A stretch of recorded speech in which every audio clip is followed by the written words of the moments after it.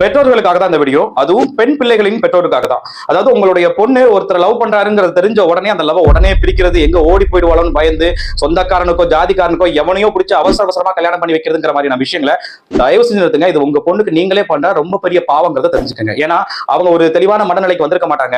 அப்ப நீங்க அவசரமா ஒரு கல்யாணம் பண்ணி வச்சிருப்பீங்க.